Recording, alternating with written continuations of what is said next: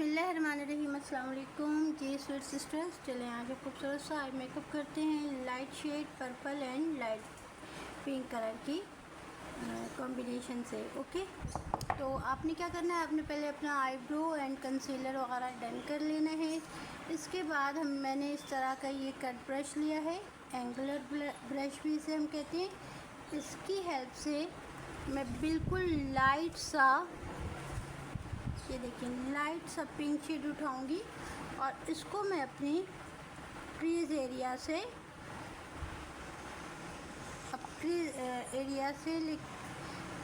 Outer corner से crease area पे मैं इसे अप्लाई कर दूंगी। ठीक है, आउटर कॉर्नर से क्रीज एरिया पे मैंने इसकी एप्लीकेशन की और अब इसकी मैं हैंड टू हैंड ब्लेंडिंग भी कर दूंगी।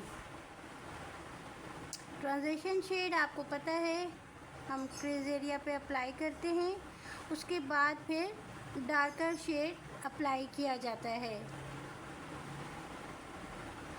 अच्छा, इस तरह से जब हम अपने कट ब्रश की हेल्प से आउटर कॉर्नर पे किसी भी तरह का ट्रांजिशन शेड हम अप्लाई करते हैं तो इससे ही आपके आईलाइनर की भी शेप बन जाती है। सही है, इसी के ऊपर फिर आप बासानी आईलाइनर अप्लाई कर सकती हैं।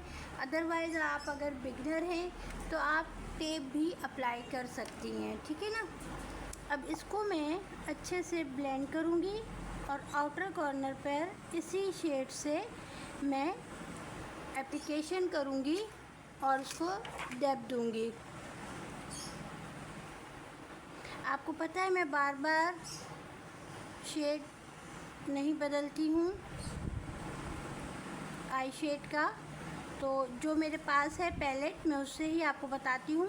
बार बार मैं कोई नया पैलेट ला के नहीं रखती हूँ, क्योंकि भाई मैं ये कहती हूँ कि आपको बस टेक्निक आनी चाहिए। आपके पास कोई सा भी पैलेट है, आपके पास कोई सी भी क्या कहते हैं कॉस्मेटिक है, आपको उसका बस यूज़ आना चाहिए। ठीक है, अब हो गया जी। अब इसी शेड को दोस्तों मैं नीचे भी अप्लाई कर रही हूँ।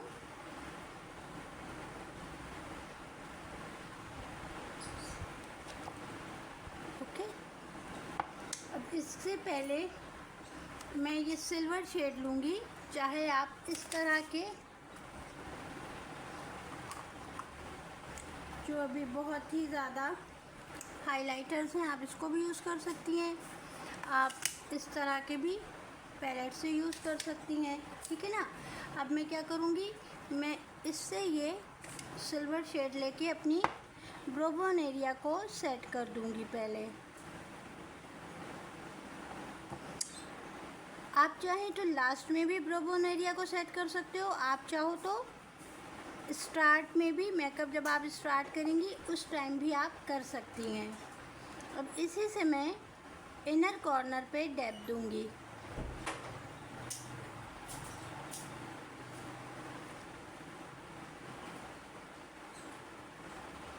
ठीक है जी। अभी जो मिड में आपका ये जो एरिया बच गया है, इस पर हमने ये वाला लाइट पर्पल शेड अप्लाई करना है। लेकिन उससे पहले मैं बिल्कुल ही लाइट सा पर्पल शेड अप्लाई करूँगी सेंटर में। ठीक है, आपने अच्छे से इसकी एप्लीकेशन करनी है और फिंगर की हेल्प से ही करनी है। एंड देन आपने क्या करना है दोस्तों, आपने ये पर्पल शेड लिया, इसको इसके ऊपर आपने अप्लाई करना है।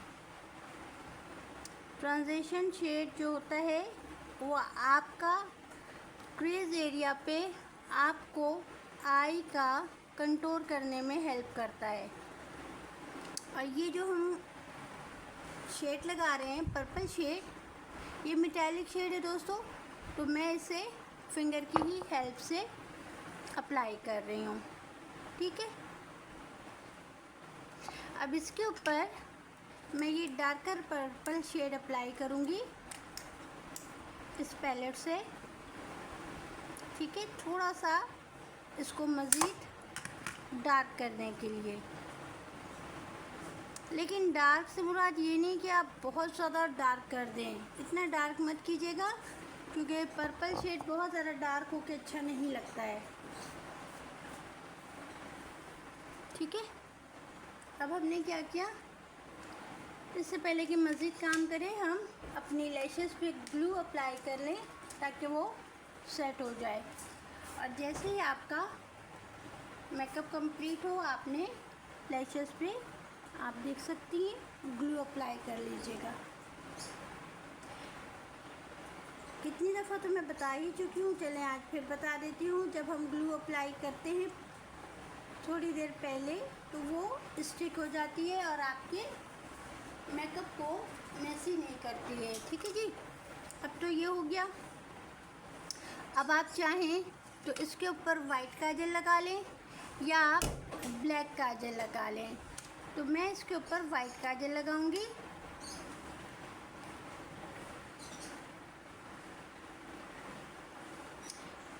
ये देखिए आप,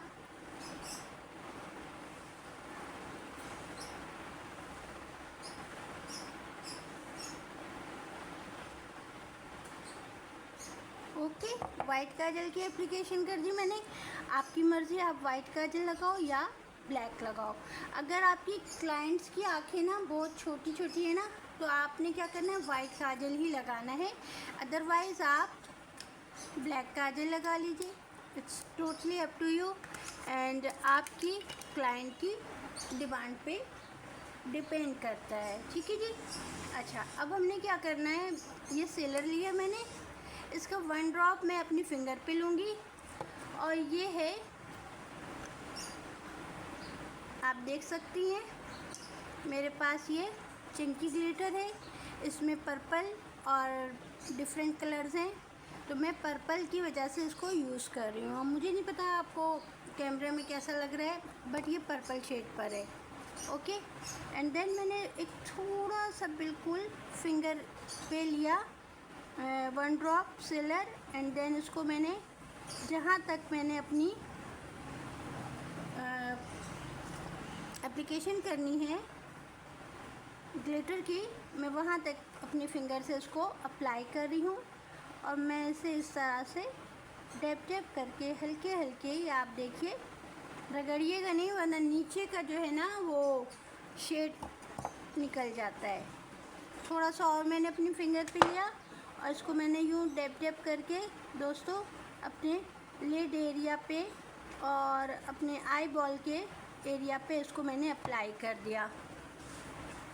आपने कोशिश करनी है कि सिर्फ आपने इसको आई बॉल तक ही रखना है, ताकि आपने जो पर्पल और पिंक कलर का जो आपने एप्लीकेशन की है ना शेड्स की, वो फिर छुप जाएगा ना। ठीक है, ये हो गया। अब क्या करना है हमने, अब हमने करना है लाइनर की एप्लीकेशन।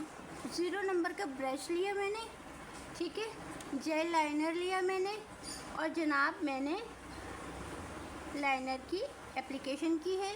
अपने ब्रश पे मैंने इसको पिक किया, एक्स्ट्रा मैंने निकाल दिया एंड देन हमने क्या करना है, पतला सा लाइनर अप्लाई करना है।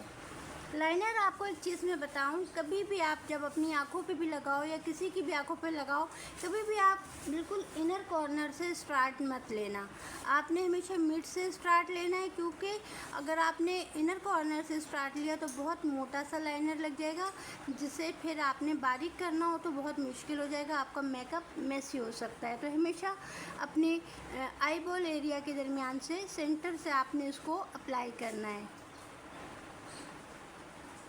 हल्के हल्के से स्ट्रोक्स लीजिएगा, हल्के हल्के से स्ट्रोक्स लेके आपने इसको आगे बढ़ाना है। ठीक है जी।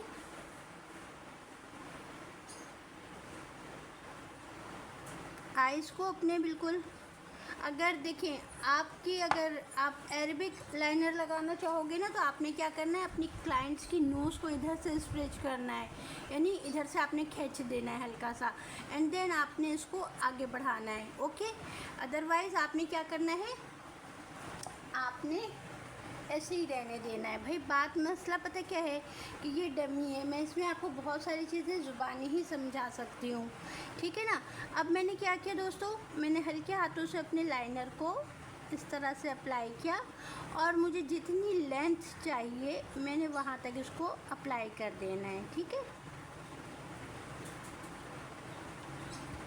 थोड़ा सा मैं लाइनर और लूँगी, एक्स्ट्रा को मैं अंदर ही इसको वापस इसमें रख दूँगी एंड देन हल्का सा मैंने इसको बाहर की तरफ ला के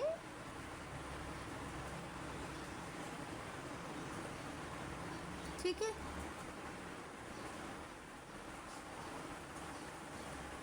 इस तरह से आपने इसको खींच दिया।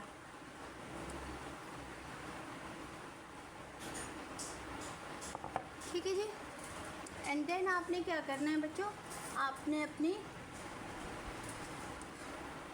लैशेस की एप्लीकेशन कर देनी है। अच्छा, एक अपनी जो आपकी आइज़ है या आपकी क्लाइंट की आइज़ है, आपने उसके अकॉर्डिंग ही लैशेस की एप्लीकेशन करनी है। अगर छोटी आइज़ है तो आपने क्या करना है, अपनी लैशेस को दोनों तरफ से आपने क्या करना है, या तो आपने इनर की तरफ से आपने कट कर देना है या आपने आउटर की साइड से कट कर देना है, ठीक है। ये डिपेंड करता है कि आपकी अगर क्लाइंट की आइज़ बड़ी है तो कोई मसला नहीं है, अदरवाइज़ आपने उसकी लैशेस को छोटा करना है, ठीक है। तो जनाब ये हमारा मेकअप है, बातों बातों में आपका मेकअप डन हो गया है। मिलती हूँ एक और प्यारी सी वीडियो के साथ, अपना बहुत ख्याल रखिएगा। अल्लाह हाफिज़ एंड टेक केयर।